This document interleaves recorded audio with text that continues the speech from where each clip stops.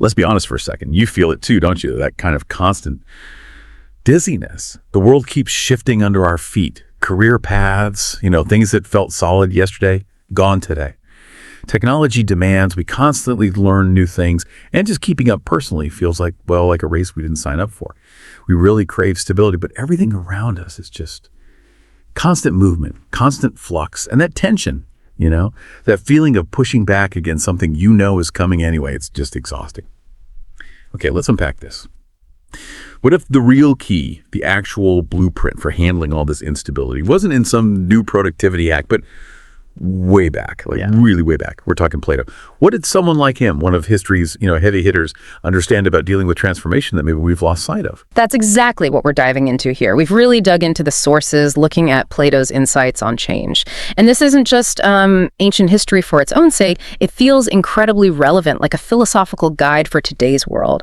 Our aim for you, listening right now, is to help you get past coping with change, which often means just sort of white-knuckling it, to actually understanding its nature, using Plato's ideas so you can adapt consciously and maybe even thrive in it all. Right. I think the first big question, the first hurdle really is psychological, isn't it? Why do we fight it so hard? Change. Even when logically we know it's happening, it feels almost like a design flaw in us. It really does. And Plato, remarkably, offered this powerful explanation thousands of years ago. It's his famous Allegory of the cave. We usually hear about it in terms of perception versus reality, but it's also just a brilliant breakdown of why we resist. So picture those prisoners, right? Chained their whole lives, facing a wall. All they see are shadows flickering on that wall, cast by a fire behind them. And those shadows, that's their entire reality. It's the only stability, the only constant they've ever known. Now, think about what those shadows represent for us. It's our current view of things, our familiar beliefs about what's stable. Yeah. Maybe it's that job title you work so hard for, or the political situation you count on, or even just the daily routines in a relationship. Familiarity. Okay. So stability isn't necessarily truth. It's just what we're used to, the familiar pattern.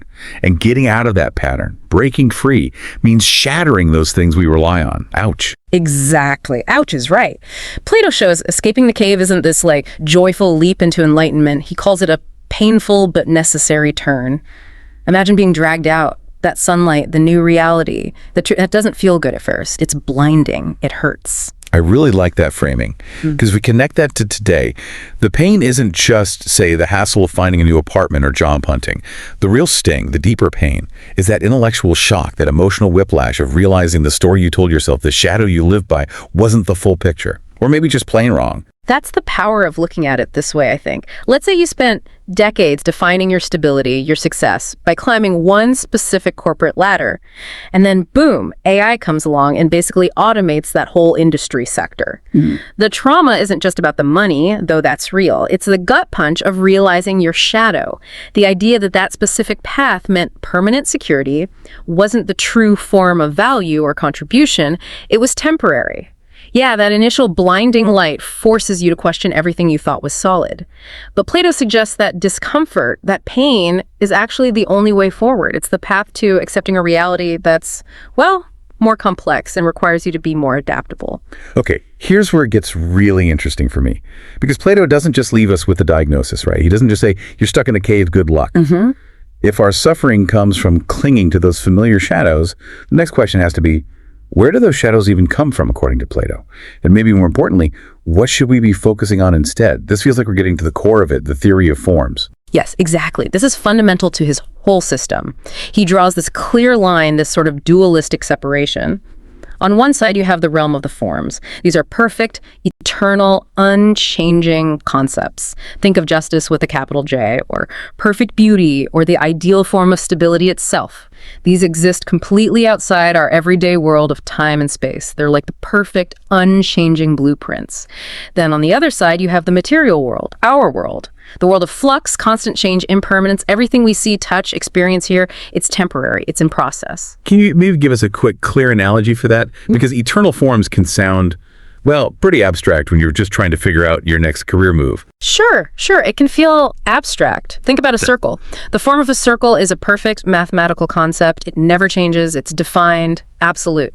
Now think about any circle you encounter in the real world. A tire on your car, maybe a plate, the rings on a tree stump.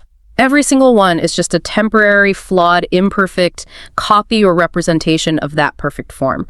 The tire wears down, the plate can break, the tree decays, they all change the material. Got it. So the material world is like a collection of temporary houses constantly being built and decaying, but the forms are the perfect, unchanging architectural blueprints they're all based on.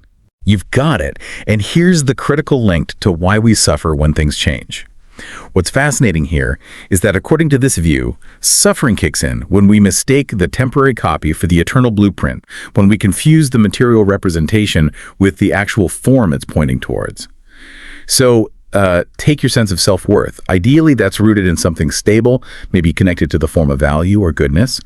But if you tie your entire sense of worth to, say, your current job title and salary, which are temporary material things, what happens when the company restructures, your foundation crumbles because you were demanding permanence, the form of stability, from something that, by its very nature, is part of the world of flux.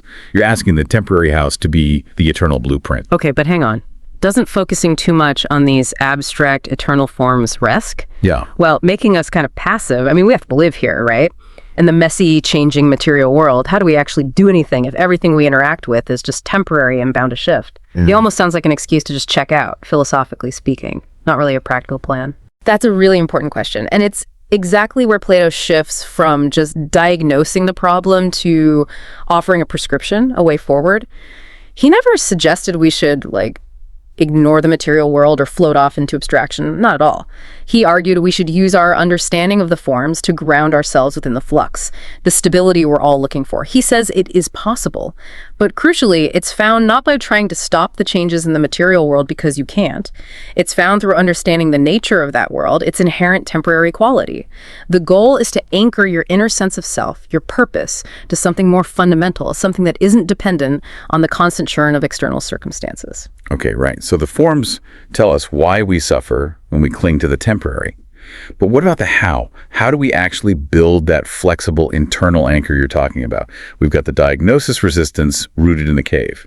Now, what's Plato's actual method for adapting, for moving forward? And that brings us to what might be Plato's most enduring practical legacy, the Socratic method, and his emphasis on living an examined life. This isn't just theory, this is the toolkit. This is how you cultivate the intellectual courage and flexibility needed to navigate uncertainty. Think about the Socratic method. It's often taught as just, asking questions, but it's really a process, a constant process of stress testing your own beliefs, your own assumptions. When something big changes externally, like a major career shift is forced on you, the world makes you adapt, right? But the examined life involves questioning your internal assumptions, your premises, before the world forces that change upon you, often painfully. Ah, I see. So the task isn't meant to be terrifying. It's actually necessary preparation. We need to be proactively questioning our own ideas about what stability even means. Yeah. Asking things like, okay, is my feeling of security really tied to my current bank balance? Or is it actually rooted in my skills, my ability to learn, which are much harder to just, take away? Precisely. That's intellectual flexibility in action. It means you're not just passively waiting for change, you're actively open to new information, new ways of thinking, new definitions of success before the old ones crumble.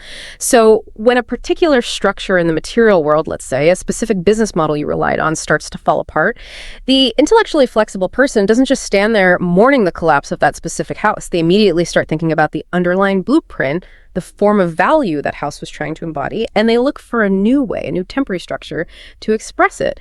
And if we connect this to the bigger picture, what Plato was essentially teaching is that the best preparation for an uncertain future isn't trying to build thicker walls or more rigid career plan. It's committing to this ongoing process of self-examination, the examined life.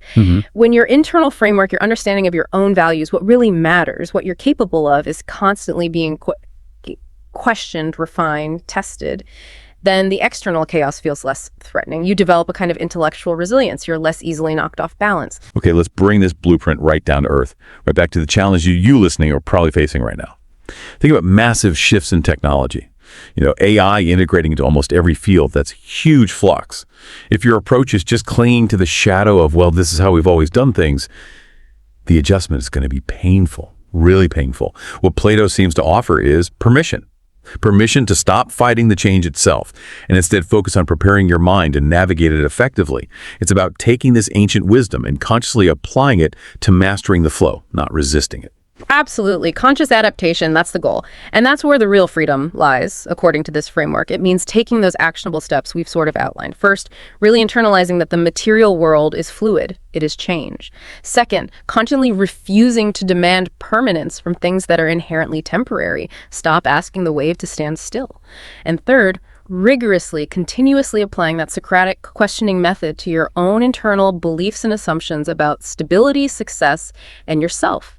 The kind of deep serenity that emerges from Plato's work isn't about controlling the outside world. You can't control the waves of flux. It's about mastering your relationship to it. Through that internal work of questioning and adapting, you shift from trying to build a dam against the river to learning how to navigate the current, learning how to swim. Wow. Okay. So what does this all mean for you then? We started off feeling that resistance, that pain of pushing against constant change. And we realized through Plato that a lot of that suffering comes from a basic confusion, clinging to temporary shadows, the material stuff, and expecting it to give us the kind of perfect stability that only belongs to the eternal forms, the blueprints. And the path forward, the way to build resilience, isn't about stopping change, but about cultivating intellectual courage, living that examined life, constantly questioning. Yeah. Plato essentially taught us that the rock-solid stability we often crave is, in many ways, an illusion we build ourselves. A comfortable shadow, maybe, but still a shadow that keeps us from seeing things clearly. So here's a final thought, something to maybe mull over on your own. Given the changes, the challenges, the uncertainties you're personally facing right now in your work, your finances, your relationships, wherever, what is one specific, deeply held assumption you have about permanence, about something you count on to always be there? What's one fixed belief that you might need to start, questioning rigorously? What comfortable shadow might you be willing to start turning away from today?